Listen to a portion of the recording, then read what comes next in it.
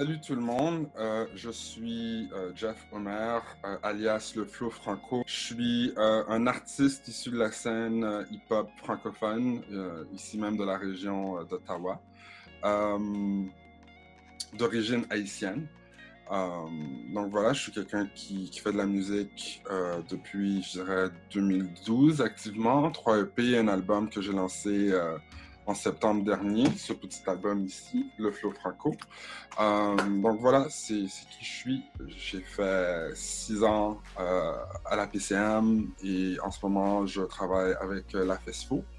Euh, donc voilà, je suis quelqu'un d'Ottawa, Ontario, fier franco-ontarien, Le Flow Franco.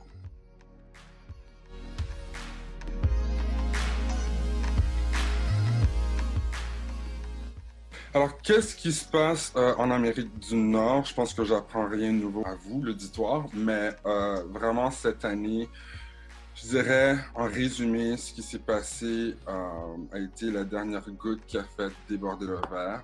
Euh, George Floyd, sa mort était une mort qui était très pénible à voir. Je n'ai pas besoin de vous donner les histoires, je pense que vous savez tous, mais je pense que c'est vraiment venu secouer la communauté. Et puis pour nous, ce sont des choses qui ne datent pas d'hier. C'est des choses qu'on vit depuis maintenant plus de 400 ans. Euh, Perdre la vie d'un des nôtres pour, par le fait que tu es une personne de couleur. Malheureusement pour nous, c'est rien de nouveau et c'est un peu qu'est-ce qui est venu nous travailler encore.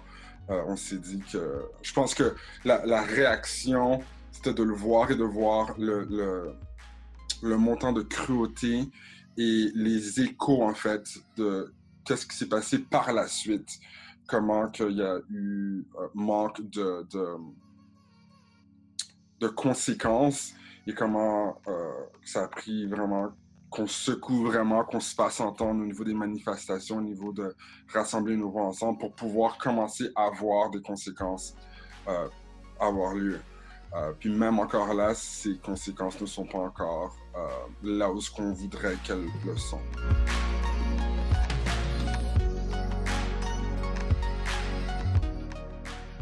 Pour ma part, oui, j'ai vécu des situations de racisme systémique ici dans ma ville, à Ottawa, euh, à multiples moments, si on veut. Un exemple parmi tant d'autres, euh, homme noir qui rentre dans un magasin, qui veut faire du shopping, donc je rentre dans un magasin de linge, puis je vais acheter mon linge, et puis je croise une madame blanche qui est en train de faire la même chose, puis elle me voit dans les alentours et puis soudainement son langage corporel change. Donc, elle tient sa sacoche de plus près, elle prend plus de distance. Donc, c'est comme s'il y a un préconçu, il y a un homme noir dans les parages, il risque d'avoir une situation déplaisante. Donc, l'instinct naturel est de prendre ses gardes et d'un peu se protéger, quoi. Alors que comme elle, je suis là pour faire mon magasinage. Ou encore, euh, ça peut être que je suis sur l'autoroute, je m'en vais euh, vers Toronto, puis les lumières flashent derrière moi, je me fais arrêter, et puis, mais pas d'excès de vitesse, pas que d'immatriculation est à jour, j'ai pas de dossier judiciaire. Euh, il y a rien vraiment, il y a aucune raison pour m'arrêter. C'est juste le fait que en anglais, il y a la terminologie qui dit driving while black, qui est une vraie chose. Et puis voilà, on se fait arrêter et puis on demande où est-ce qu'on s'en va. Puis là, chance pour moi, j'ai 2 personnes de couleur blanche dans la voiture avec moi. Il y a mon cousin qui est en arrière. Puis on se fait questionner. Je me fais questionner. En fait, rien n'arrive. Je reprends la route. Donc au final, c'était juste par le fait qu'il y a un homme noir qui est en train de conduire, qui s'en va à Toronto. Puis on va arrêter juste pour voir comme. Fait que ça, c'est une autre situation qui est un peu normale pour les gens de ma communauté. Donc, oui, j'ai vécu du racisme systémique, non, ici et là. Euh, Puis, tu sais, si on va plus loin encore, tu sais, pour être un homme de couleur noire, moi j'ai été élevé euh, avec la réflexion de toujours me dire, parce que tu es un homme noir, tout ce que tu fais va falloir que tu le fasses, mais 2 fois plus fort qu'une personne qui a la couleur blanche, si tu veux. Donc, que ce soit appliqué à une job, tu sais, sur ton résumé, t'as beau avoir, on peut peut-être avoir le même résumé, les mêmes qualifications, les mêmes skill sets, même niveau d'éducation, tout ça. Puis là, quand j'arrive à mon entrevue, c'est comme toutes tes questions, puis la façon dont tu réponds à tes questions, la façon dont tu te présentes est 2 fois plus importante qu'un homme de couleur blanche. Parce que il y a tout ce qui vient avec les stéréotypes d'un homme noir. Donc, tu sais, tout ça, c'est des choses que tu grandis avec, que tu as que tu gardes en toi, et puis que tu te retrouves à vivre à des différents moments. Donc oui, ça existe ici, dans notre ville. Il faut pas se mentir. Tu sais, j'utilise toujours l'analogie de dire que le racisme systémique n'existe pas au Canada. C'est comme dire que on n'a pas volé cette terre, en fait, au peuple autochtone. Puis, aujourd'hui, on en est conscient, puis on se mandate de quand on fait un événement qui rassemble beaucoup de personnes, on prend le temps d'honorer la terre sur laquelle on se retrouve. C'est un peu vers la même place qu'on devrait s'engager quand on parle de racisme systémique. Il faut juste vraiment pas se mentir, adresser le fait pour pouvoir amener un changement.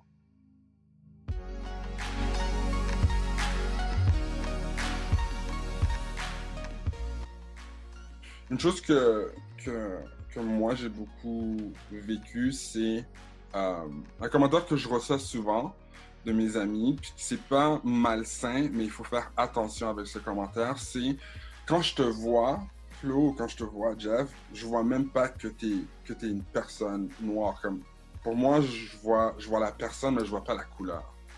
Puis ce commentaire, c'est un commentaire qui vient d'une bonne place, qui dit en fait, je pense que la personne essaie de dire vraiment je vois ta couleur, mais pour moi ta couleur ne définit pas la raison pour laquelle j'ai une relation avec toi. Ce qui marque vraiment la relation que j'ai avec toi, c'est la personne que tu es et j'apprécie ta personne. Je pense que c'est ce que la personne veut vraiment dire. Mais dire à quelqu'un que quand je te vois, je vois même pas la couleur, je dis qu'il faut faire attention à ça parce que c'est comme si tu dis à la personne que la couleur de cette personne n'est pas importante, alors que pour cette personne, c'est important.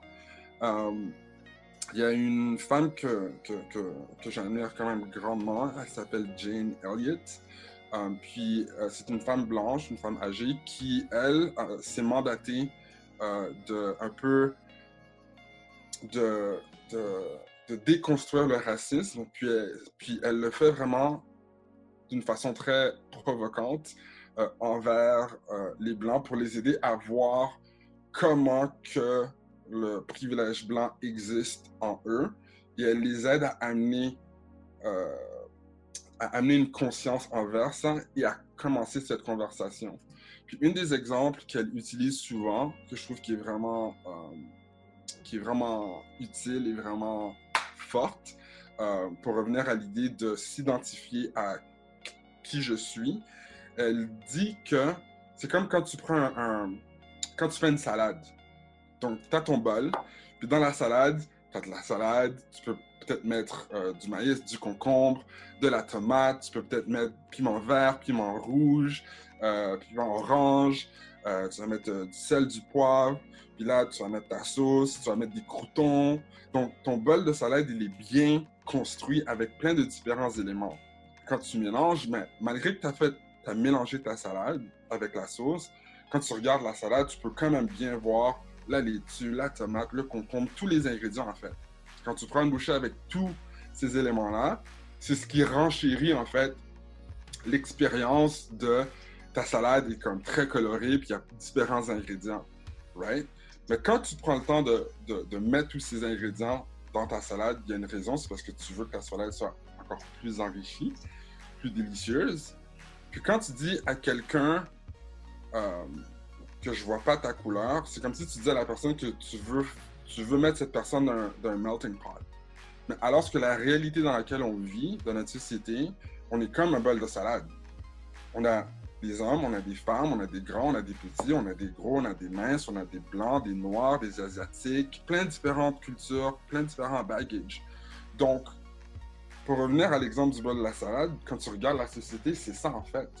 Puis la même raison pourquoi on a fait ce bol de salade, pourquoi on a les bras ouverts à recevoir différentes cultures de notre pays ou dans les différents pays comme les États-Unis, le Canada, et ainsi de suite, c'est pour on devrait pouvoir euh, s'identifier à, à nos différentes cultures et voir la beauté de ce pot qui est multicolore en fait.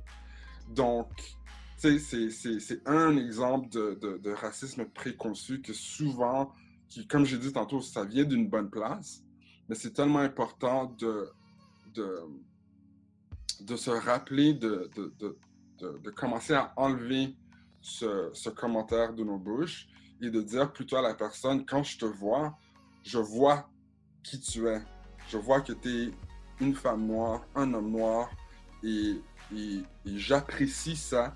Et puis, ce qui définit la relation que j'ai avec toi est plus loin que ça. Mais je vois ça et j'admire ça et je le respecte et je le valorise parce que je sais que toi, c'est quelque chose qui est important pour toi. J'espère que ça peut peut-être aider les gens à juste garder ça dans leur esprit que il faut, une de nos forces dans notre pays, c'est notre diversité, puis c'est quelque chose qu'on doit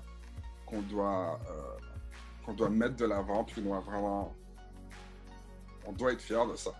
On doit honorer ça, on doit respecter ça, puis je pense que juste ça, c'est une bonne façon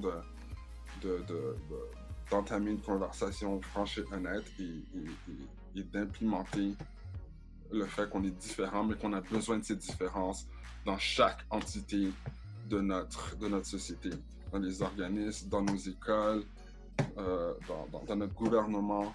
C'est ce qui nous rend plus forts.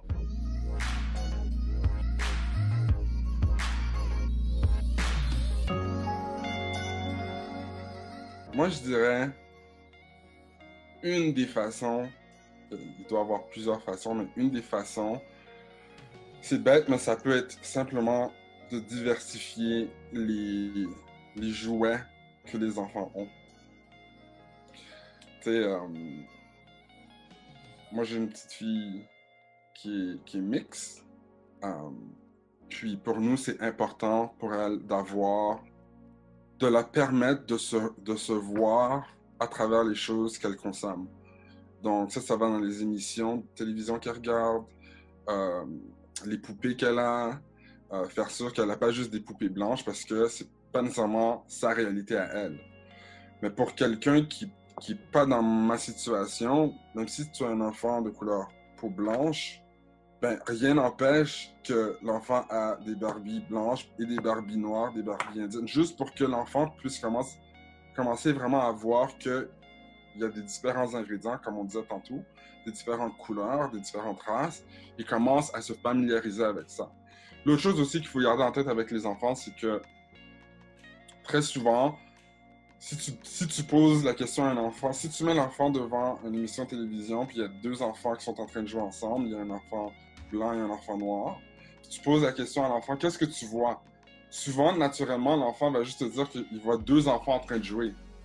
Ce qui est formidable, parce que l'enfant ne voit pas nécessairement, ne voit pas la race, puis après, ça va aussi avec ton niveau de compréhension. Mais pour renforcer ça, c'est de dire, t'as entièrement raison, c'est deux personnes qui sont en train de jouer ensemble, mais tu peux amener ce brin d'éducation et de dire que ça, c'est une personne qui vient d'une différente culture que la nôtre. Et puis justement, que c'est très beau qu'ils sont ensemble. Et puis, si tu aides à amener ce qu'ils voient dans la télé, mais dans sa réalité, comme j'ai dit, dans les livres qu'ils lisent, les émissions qu'ils regardent, les jouets qu'ils ont, je pense que c'est une bonne façon de commencer à amener un niveau de conscience à ton enfant pour que l'enfant puisse voir et apprécier justement que notre société est diverse et puis qu'il peut avoir différents genres d'amis, filles, gars de différentes cultures. et puis que ces cultures-là, justement, enrichissent notre environnement de façon quotidienne. Donc, je pense que c'est une des façons qui peut être faite pour qu'un parent peut... Une des techniques qu'un parent peut utiliser pour aider son enfant.